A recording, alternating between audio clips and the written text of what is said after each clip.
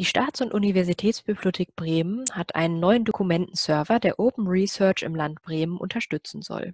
Erreichbar ist der Server unter media.suhb.uni-bremen.de. Im Repositorium können Green Open Access und andere Forschungsdokumente, Dissertationen und prämierte Abschlussarbeiten hochgeladen werden. Durch die Veröffentlichung im Repositorium kann weltweit einfach und schnell auf die Publikationen zugegriffen werden. Das Repositorium verfügt über eine Schnittstelle zu Google Scholar und bietet ein prominentes Google-Ranking. Dadurch soll eine Verbesserung der Sichtbarkeit und Rezeption der Bremer Forschung erreicht werden. Das Hochladen der Publikationen kann ganz einfach und schnell selbst erledigt werden. Aber natürlich helfen die Mitarbeiterinnen und Mitarbeiter der Bibliothek bei Fragen gerne weiter. Ich zeige jetzt einmal, wie das abläuft, wenn man ein Dokument selbst hochlädt. Zuerst muss man sich einmal unter Anmeldung Mein Media auswählen, hier oben rechts auf der Seite, und kann sich dann im nächsten Schritt über seine ORCID anmelden. Die ORCID ist eine persönliche Identifikationsnummer, die Forscherinnen und Forscher eindeutig identifizieren kann. Wenn Sie noch keine ORCID haben, können Sie sich im nächsten Schritt eine eigene anlegen. Wenn man jetzt auf den Button ORCID Login klickt, dann wird man auf die Seite orcid.org weitergeleitet und kann sich dann auf der Seite entweder mit seiner ORCID-ID anmelden oder sich hier oben einen eigenen Account erstellen. Das geht auch innerhalb von 2 Minuten. In meinem Fall habe ich jetzt schon eine ORCID-ID, also werde ich jetzt einmal meine Nummer hier eingeben.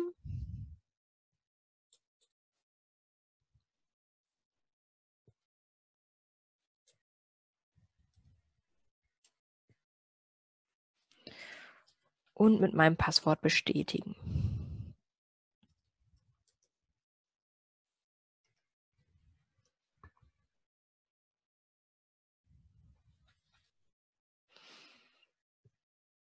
Dann nur noch auf Anmelden klicken und man wird in den eigenen Bereich auf media.sub.uni-bremen weitergeleitet. Hier sieht man jetzt einmal gefundene Personen mit ähnlichem Namen und hier auf dem grünen Button könnte ich jetzt eine neue Arbeit publizieren. Man könnte aber auch hier beim blauen Button sich anschauen, was man schon alles publiziert hat. Ich lege jetzt einmal eine neue Arbeit an.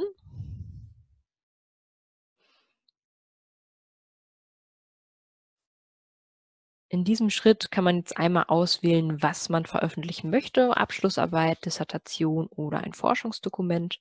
Ich wähle jetzt zu den Präsentationszwecken einmal Forschungsdokument aus. Und jetzt könnte ich mir aussuchen, ob ich die Metadaten manuell eingeben möchte, ob ich die Metadaten mit Hilfe einer ID eingeben möchte. Das heißt, ich könnte jetzt hier eine DOI vergeben bzw. auswählen oder eine ISBN. Das geht zum Beispiel ganz gut, wenn man eine Zweitveröffentlichung machen möchte. Als drittes wäre auch noch möglich, die Metadaten aus einem Literaturverwaltungssystem auszuwählen, zum Beispiel RefWorks oder Citavi. Die bieten wir auch beide als Campus-Lizenz an. Da könnte man jetzt ein Dateiformat auswählen. Ich werde das jetzt aber einmal zeigen, wie man das Ganze manuell eingibt. Und zwar klickt man dann hier einfach auf Weiter, wenn man die Quellenart ausgewählt hat und kann in diesem Schritt dann einmal das Forschungsdokument beschreiben. Ich werde jetzt ein Forschungsdokument von unserer Direktorin eingeben, deswegen bin ich nicht die Autorin, sondern Frau Müller. Und das gibt man hier einmal bei Autor ein. Man kann jetzt auch hier automatisch einmal suchen, damit die ORCID automatisch ergänzt wird, indem man hier auf das Lupensymbol klickt. Dann wird automatisch der Name einmal im ORCID und im internen Verzeichnis gesucht. Und ich kann dann die richtige auswählen.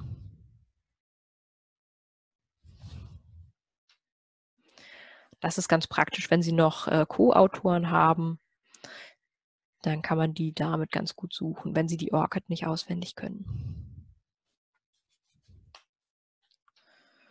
Hier könnte man dann noch weitere Autoren oder Herausgeber angeben und hier könnte man dann einmal die E-Mail-Adresse eingeben, beziehungsweise das muss man, alle Sternchenfelder sind nämlich Pflichtfelder.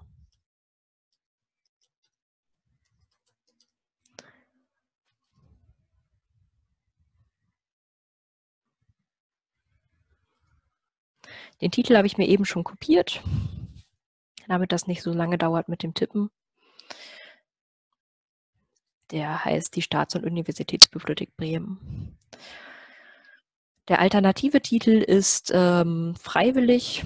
Man kann hier dann aber noch die Sprache eingeben. Das ist in unserem Fall einmal Deutsch. Und hier eine Zusammenfassung. Damit das jetzt nicht so lange dauert, gebe ich da jetzt nicht so viel ein.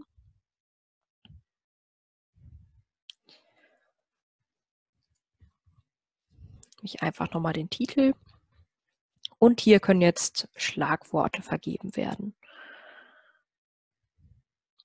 Dann nehme ich jetzt einmal Bremen.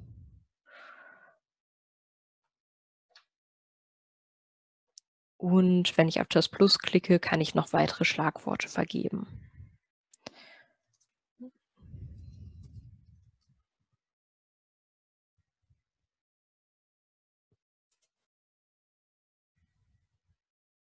Hier könnte ich jetzt noch weitere auswählen. Da werden die Schlagworte immer angezeigt in einer Liste. Und wenn ich mit den Schlagworten zufrieden bin, kann ich einmal die fachliche Zuordnung auswählen. In diesem Fall ist das dann Bibliotheks- und Informationswissenschaften. Dann muss man hier einmal das Jahr bzw. das Publikationsdatum eingeben und den Fachbereich.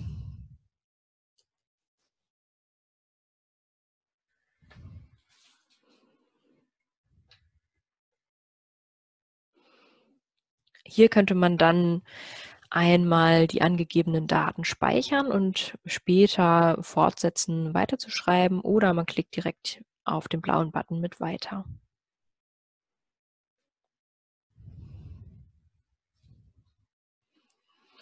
Hier ist dann die zweite Seite einmal der Beschreibung. Pflichtfeld ist hier allerdings nur der Publikationstyp. Den kann man hier auswählen.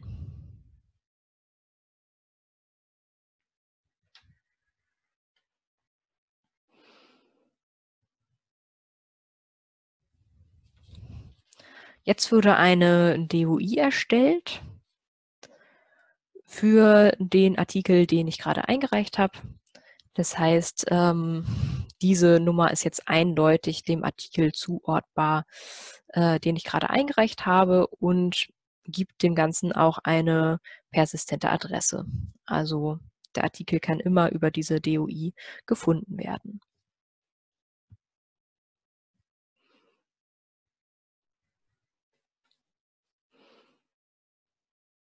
Als letzter Schritt folgt jetzt nur noch einmal die Datei hochzuladen. Man kann die hier reinziehen oder hier einfach draufklicken. Und hier oben gibt es noch eine Liste unterstützter Dateitypen.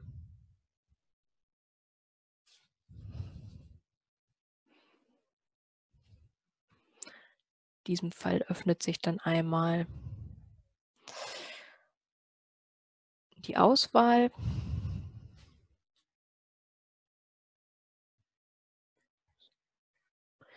Und hier habe ich dann einmal das Dokument gespeichert.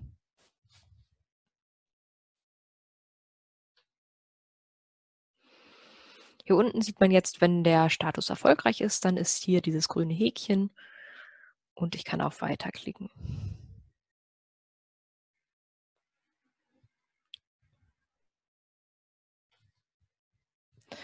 Jetzt sieht man hier einmal, ich habe die Datei hochgeladen. Es ist ein benanntes PDF. Ich könnte die Datei jetzt wieder löschen. Ich könnte das Ganze noch bearbeiten oder eine weitere Datei hinzufügen.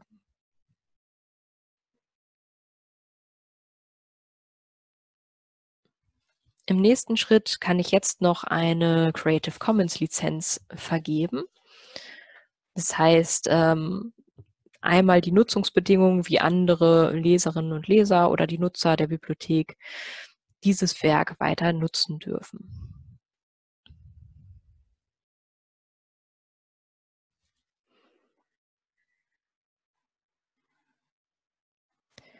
Wenn man hier Ja und Ja ankreuzt, also einmal, ob die Arbeit weiter genutzt werden kann und zwar alles, dann ergibt sich eine CC BY Lizenz. Das heißt, die Nutzer müssen den Namen angeben, wenn sie das Werk zitieren.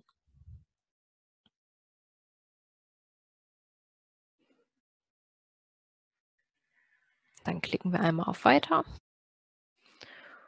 Und dann muss man hier im letzten Schritt noch einmal den Vertragsbedingungen zustimmen.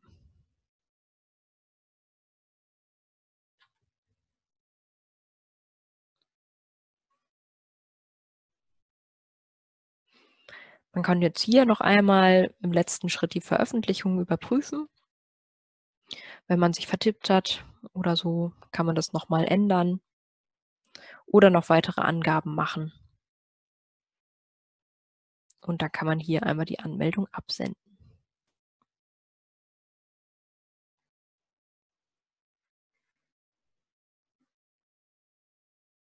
Nun ist die Veröffentlichung abgeschlossen und die Publikation wird überprüft. Dann bekommt man das Ergebnis per E-Mail, also ob der Artikel veröffentlicht werden kann. Das Ganze kann man sich angucken im Status unter Mein Media auf der Anmeldeseite.